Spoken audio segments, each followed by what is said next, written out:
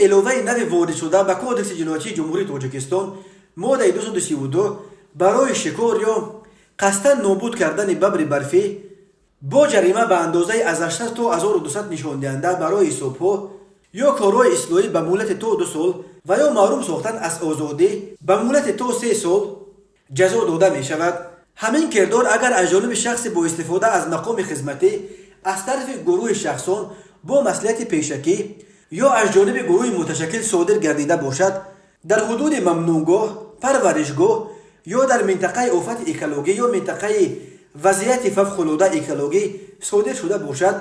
با جریمه به اندازه از 1500 تا 2000 نشان دهنده برای حسابها یا محروم ساختن از آزادی به مهلت از 3 تا 5 سال را در بر میگیرد.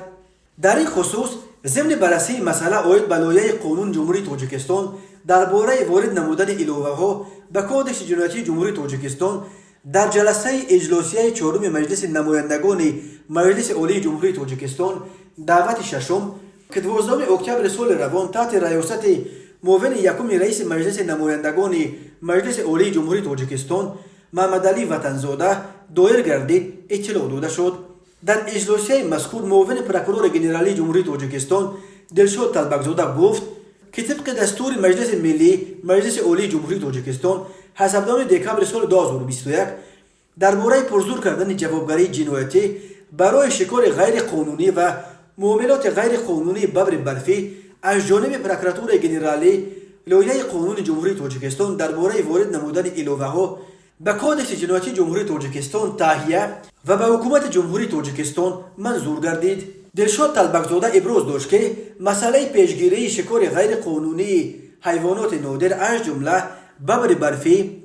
همه جانبه مورد تحلیل قرار گرفته. معلوم کرده شد که در قانونگذاری جنایتی وابسته به این مسئله هرچند جوابگری جنایتی پیش بینی گردیده باشد هم جزای پیش بینی شده برای پیشگیری آن و به جوابگری سزاوار کشیدن گناهکاران مساعدت نمی کند.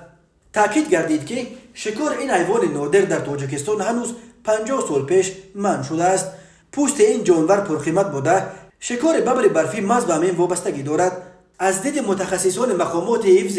طبیعت جمهوری از روی نتیجه های حسابات 2 ساله در عین حال در حدود پامیر شرقی 37 جفت ببر برفی زندگی میکنند. لایحه قرار مجلس نمایندگان عاید به قبول کردن قانون جمهوری تاجیکستان درباره وارد نمودن الوه‌ها به کودکس جنایتی جمهوری تاجیکستان به آغاز مانده شده قرار تصدیق گردید.